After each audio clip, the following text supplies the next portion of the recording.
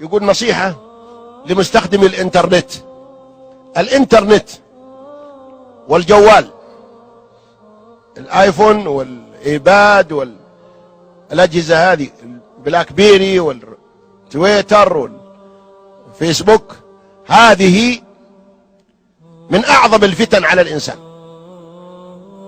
وقد أخبر النبي صلى الله عليه وسلم أن هناك فتنة اسمها الدهماء في آخر الزمان، والعلماء ما يدرون عنها. قال: ثم تظهر فيهم الدهماء. قالوا: وما الدهماء؟ قال: فتنة لا تدع وجها إلا لطمته ولا بيتا إلا دخلته. كان العلماء يقولون عند الحديث هذا: الله أعلم بمراد رسوله. الآن العلماء يقولون هذه فتنة الدهماء، دخلت كل بيت ولطمت كل وجه، وهي سلاح ذو حدين، ممكن تستخدم في الخير وممكن تستخدم في الشر. ولكن للأسف الشديد فإن جميع شعوب الأرض تستخدمها في الخير، ونحن نستخدم أكثرها في الشر.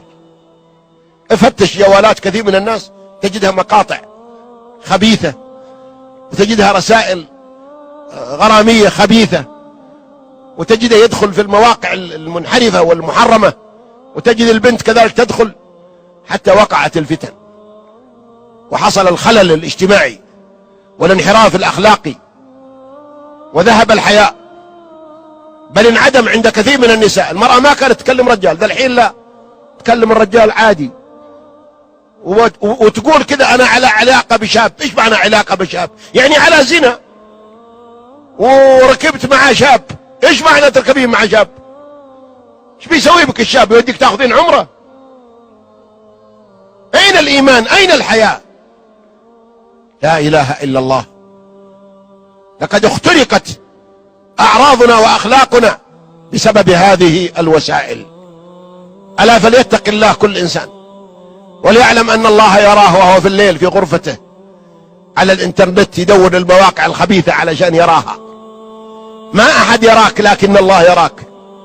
وإذا خلوت بريبة في ظلمة والنفس داعية إلى الطغيان، فاستحي من نظر الإله وقل لها: إن الذي خلق الظلام يراني. يستخفون من الناس ولا يستخفون من الله، وهو معهم إذ يبيتون ما لا يرضى من القول، وكان الله بما يعملون محيط.